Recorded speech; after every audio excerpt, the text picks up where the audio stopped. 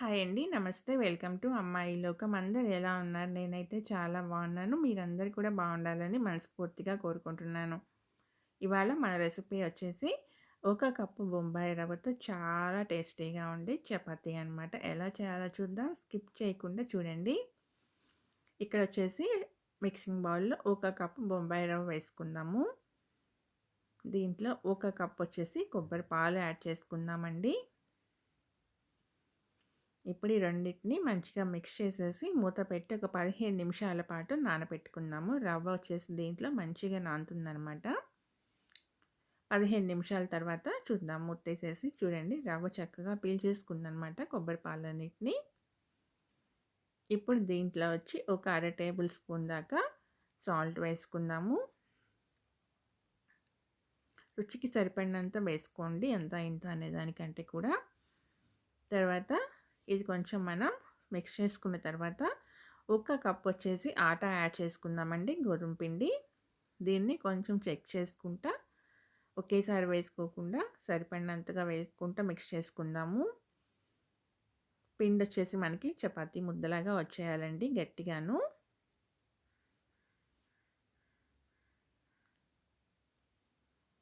అసలు ఎంత టేస్టీగా ఉంటాయంటే మీరు చెప్పినా కూడా ఎవరు నమ్మరండి. రవ్వతో చేశారు అని అంటే చపాతీ చాలా టేస్టీగా, చాలా సూపర్‌గా ఉంటాయన్నమాట. నోట్లో పెట్టుకుంటే కరిగిపోయేంత సాఫ్ట్‌గా వచ్చినాయన్నమాట. ఇప్పుడు దీంట్లో ఒక కప్పు ఫుల్‌గా వేసిన తర్వాత పిండి కొంచెం పలుచగా ఉందండి. ఇంకా పైన అయితే ఒక 2 టేబుల్ స్పూన్ అయితే నేను మళ్ళీ ఎక్స్‌ట్రాగా వేసాననమాట.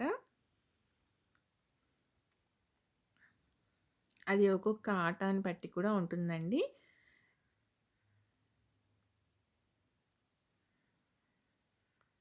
చూడండి, కన్సిస్టెన్సీ ఇలా ఉండాలనమాట. 2 టేబుల్ స్పూన్లు ఆయిల్ యాడ్ చేసుకుందాం పైన. యాడ్ చేసేసి మంచిగా మిక్స్ చేసేసి ఒక 5 నిమిషాల పాటు నానబెట్టుకుందామండి మూత పెట్టేసి.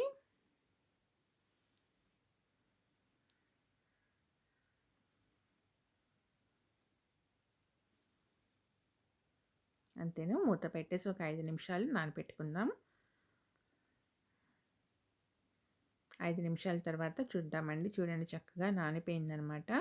ఒకసారి మంచిగా మళ్ళీ మిక్స్ చేసేసుకొని మనకి కావాల్సిన సైజులో బాల్స్ ప్రిపేర్ చేసుకుందాం. పిండి ముద్ద తీసుకుని చాలా పల్చగా, వీలైన ఎంత పల్చగా వీలవుతుందో అంత పల్చగా నొక్కుకోండి చపాతీని.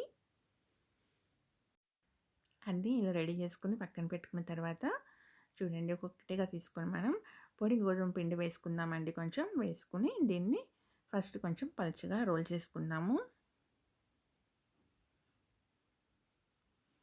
ఇప్పుడు కొంచెం తరిగి పెట్టుకున్న కొత్తిమీర ఊరికే పైన అలా కొంచెం జల్లేసి చపాతీ కర్ర పెట్టి నొక్కేసామంటే అతుక్కుపోతుందండి ఊడకుండాను.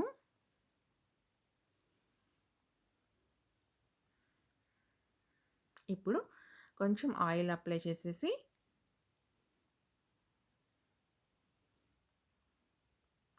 పొడి పిండి వేసుకుందామండి. అప్పుడేంటంటే మనకి లేయర్ లేయర్‌గా వస్తుందనమాట.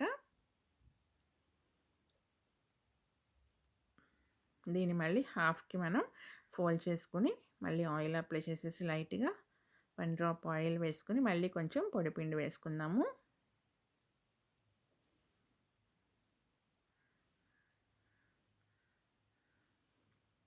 అంతేనండి. ఇప్పుడు దీన్ని మళ్ళీ ఫోల్డ్ చేసుకున్న తర్వాత చూడండి, చాలా పలుచగా ఎంత వీలవుతుందో మీ వల్ల అంత పలుచగా నొక్కండనమాట.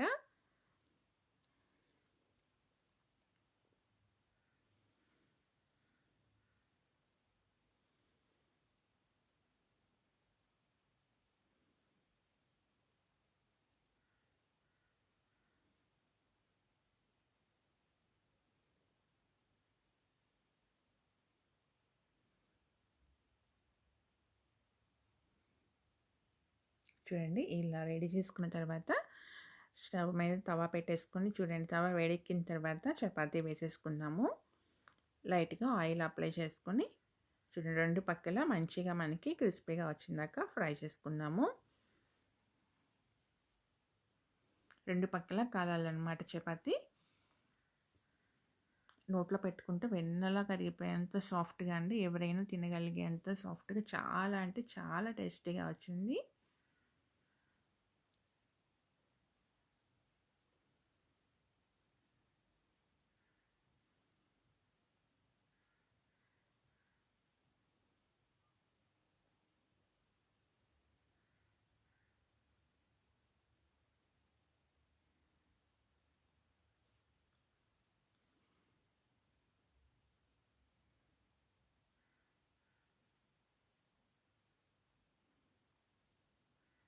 తినండి 2 పక్కల చూడండి మంచిగా కాలిందనమాట. తీసి సర్వ్ చేసుకోవటమేను.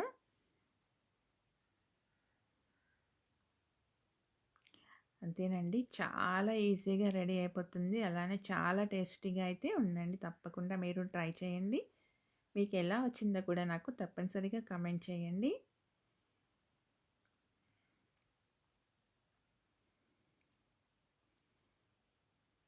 వీడియో నచ్చినట్లయితే తప్పకుండా సబ్స్క్రైబ్ చేసుకోండి. ఒక లైక్ ఇచ్చేయండి. మీ ఫ్రెండ్స్‌కి, ఫ్యామిలీ మెంబర్స్‌కి షేర్ చేయండి.